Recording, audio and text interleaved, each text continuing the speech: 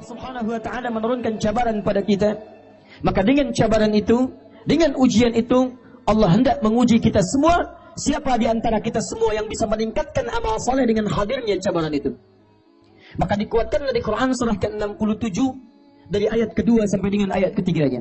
Perhatikan kalimat Allah Subhanahu wa taala setelah membuka dengan kalimat tabarakalladzi biyadihil mulku wa huwa ala kulli syai'in qadir. Perhatikan kalimatnya, huwallazi khalaqal mauta wal haya liyabluwakum ayyukum ahsanu amala. Satu. Dialah Allah yang mencipta kehidupan. Dialah Allah yang mencipta bahkan kematian. Apa tujuan ujian kematian dan kehidupan itu? Tiada lain liyabluwakum ayyukum ahsanu amala. Dengan didatangkannya kehidupan itu dan segala aktivitas kita saat hidup, juga dengan kematian yang menghadapi setiap manusia akan kembali kepada Allah. Perhatikan kalimat Qur'annya, liyabluwakum ayyukum ahsanu amala. Dengan semua ketentuan Allah itu, Allah hendak menguji siapa di antara kita yang bisa meningkatkan amalnya di hadapan Allah Subhanahu wa taala. Jadi mohon maaf jika ada di antara kita mendapatkan satu ujian berupa musibah misalnya. Sakitkah itu? Ataukah ada kecelakaan menimpa?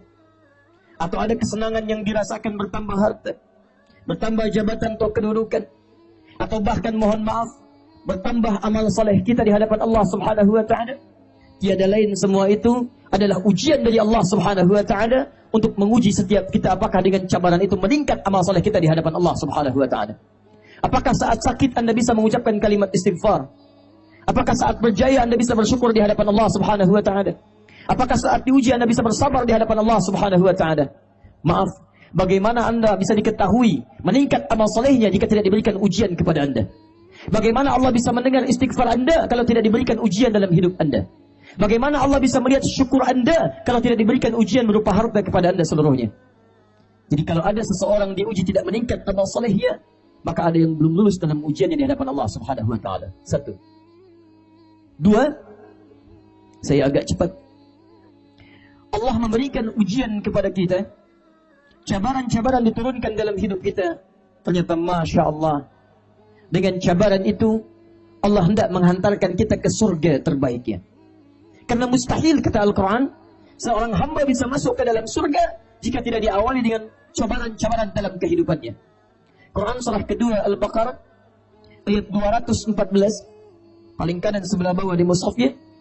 Kita baca ayatnya, kemudian kita sandingkan dengan Quran surah kedua Al-Baqarah ayat 155 dengan detailnya. Lalu kita lihat saat kita memasuki surga dan disebutkan dengan kalimat itu di Quran surah ke-13 ayat ke-24-nya. Perhatikan kalimat Qurannya surah kedua Al-Baqarah ayat 214.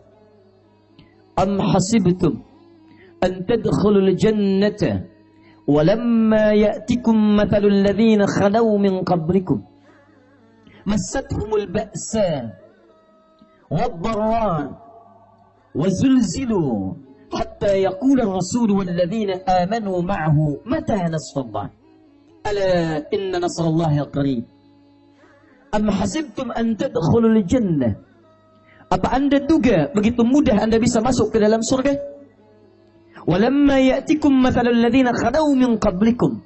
Sementara Allah belum uji, belum Allah cabari kalian seperti umat-umat lalu yang dijamin masuk surga mendapatkan ujian dan cabaran dari Allah Subhanahu wa taala. Perhatikan Sayyidina Bilal bin Rabah radhiyallahu taala anhu. Kata Nabi, beliau ahli surga. Perhatikan Sayyidina Abdurrahman bin Auf radhiyallahu taala anhu. Kata Nabi, beliau ahli surga. Uthman bin Affan ahli surga. Umar bin Khattab ahli surga. Abu Bakar As-Siddiq ahli surga. Ridwanullahu alaihim jami'a. Apakah Bilal tidak dicabar? Bilal mendapatkan cabaran yang luar biasa.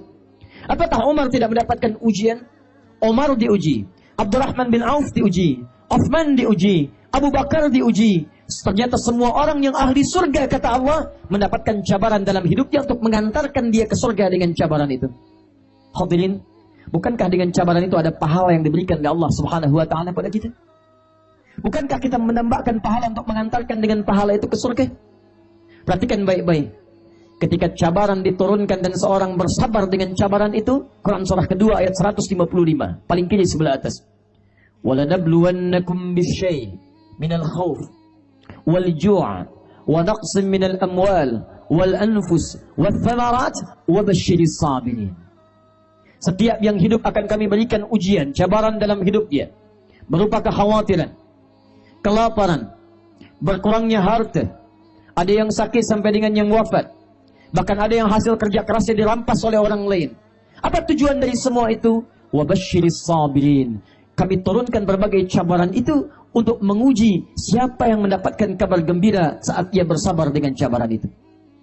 Apa tujuan Allah mendapatkan sabar dari hamba yang dicabar itu? Perhatikan Quran surah ke-13 ayat ke-24. Saat Anda insya Allah memasuki surga, kemudian mengajak orang tua Anda, pasangan-pasangan Anda, anak-anak keturunan Anda, disambut oleh para malaikat di pintu surga, kalimat pertama yang mereka ucapkan, Salamun alaikum bima sabartum. Salamun alaikum bima sabartum. Selamat Pak Cik, selamat Mak Cik, selamat Tuan dan Puan, selamat untuk keluarga besar, silakan masuk surga karena Anda telah bersabar ketika diberikan cabaran saat di dunia. Kalimat malaikat ketika menyambut Anda di surga, itu kalimat ucapan selamat karena Anda bisa bersabar menghadapi cabaran di muka bumi ini.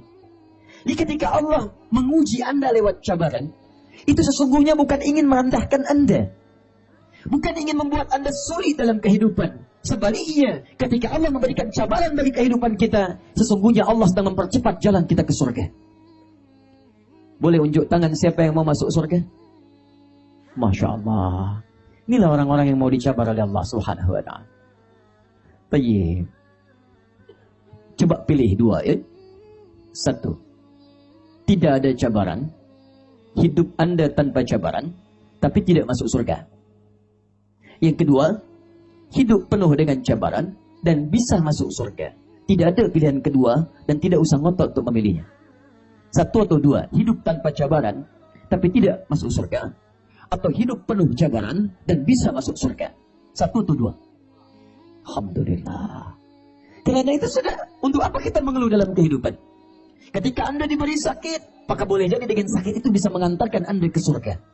Ada seorang ulama salih, jika beliau ini tidak sakit dalam sepekan, maka beliau menangis terseduh-seduh di hadapan Allah Subhanahu wa ta'ala. Ya Allah, kenapa hamba ini tak sakit dalam sepekan ini? Kawannya heran bertanya kepadanya, kenapa ya Syekh? Anda malah menginginkan sakit sementara orang menginginkan sehat. Kata alim ini, tidakkah engkau mendengar kalimat Nabi SAW bahwa pada satu penyakit itu ada ampunan Allah Subhanahu wa ta'ala? Bukankah ketika seorang sakit dia sering berzikir pada Allah Subhanahu wa ta'ala? Lisannya berzikir, amalannya meningkat, salatnya meningkat, lisannya bersabar. Hamba takut kalau sampai sepekan ini tidak ada sakit, hamba takut selama sepekan berbuat dosa dan tidak diampuni oleh Allah Subhanahu wa ta'ala. Perhatikan, ada ulama diberikan sakit, dia bersyukur kepada Allah Subhanahu wa ta'ala. Jadi konsep yang kedua, fitrah yang kedua, tujuan Allah menurunkan cabaran bagi kehidupan manusia, selain untuk membangkitkan amal soleh kita, juga untuk cepat memantarkan kita ke surga insyaAllah. Bisa dipahami sampai sini? Tayyib. Apa firman Allah dalam Quran? Ketika Nabi Yunus meminta selamatkan dari ikan paus, wa dhannuni idh dhahaba mughadiba wa dhanna an lan naqdira alayhi. Perhatikan kalimatnya. Fanada fi dhulumati an la ilaha illa anta subhanaka inni kuntu minadh dhalimin. Fastajabna. Kami kabulkan doanya, kami selamatkan ia. Perhatikan ujung ayatnya. Allah tidak cakap, tidak firmankan kami hanya selamatkan Yunus, tidak. Wa kadzalika nunjil mu'minin. Maka kami pun akan selamatkan orang-orang beriman yang punya persoalan serupa. Apa persoalan serupanya? Ghamam. Ghamam. Ghamam itu mohon maaf. Wa najjaynahu minal ghammi. Dia masuk ke perut ikan paus, tapi ketika Allah berikan kalimat selamat, selamatnya bukan dikeluarkan dari ikan paus, bukan. Allah sampaikan di Quran, kami keluarkan dia dari awan gelap, mendung yang menyelimuti. Padahal dia masuk ke perut ikan paus. Tapi ketika diselamatkan, bahasa Qurannya bukan kami keluarkan dia dari perut ikan paus, bukan. Bahasa Qurannya kami keluarkan dia dari awan gelap yang menyelimuti. Saya nak tanya pada tuan dan puan di sini, kalau masuk perut ikan paus itu gelap tak? Pernah masuk dalamnya? Tidak. Tapi kita bayangkan gelap ya. Sulit kita bergerak kanan, kiri, depan, belakang. Sulit dan luar biasa. Perhatikan jawaban Al-Quran ketika menjawab kami selamatkan Yunus dari awan gelap yang menyelimuti. Itu bahasa kiasan majaz. Dalam ilmu balaghah disebut dengan kinayah. Mengambil makna umum pada satu kejadian. Ya, dalam ilmu asbabun nuzul disebut dengan hukumnya al-ibratu bi'umumil lafzi la bi khususis sababi. Kejadian ini jangan diserupakan dengan Yunus pada masuknya perut ikan paus. Bukan itu maksudnya. Maksudnya akan ada lagi di masa depan yang punya kesulitan seperti diliputi awan gelap yang mendung luar biasa. Seperti halnya Nabi Yunus masuk ke dalam perut ikan paus. Tuhan memang tak masuk dalam perut ikan paus, tapi Anda punya masalah seperti dinaungi awan gelap. Maaf. Siang, terik, matahari pun begitu bersinar. Tapi karena masalah Anda pekat, seakan-akan tak nampaklah kehidupan di depan kita. Jalan jadi sempoyongan, tak bisa kita lihat. Itu yang disebut dengan najjainahu minal ghammi. Perhatikan ujung ayatnya. Jika ada orang punya masalah serupa dengan itu, baik di pekerjaan, di rumah tangga dia mau berpikir seperti Yunus, wa kadzalika nunjil mu'minin. Kami akan selamatkan dia seperti kami selamatkan Yunus di masa lalu. Jadi kalau ada ujian di masa lalu ditampilkan dalam Al-Quran, bukan sekedar jadi kisah dongeng belaka yang kita simak ceritanya, bukan. Tapi itu petunjuk bagi kita di masa kini. Kalau punya persoalan serupa, maka amalkan amalan-amalan umat di masa lalu.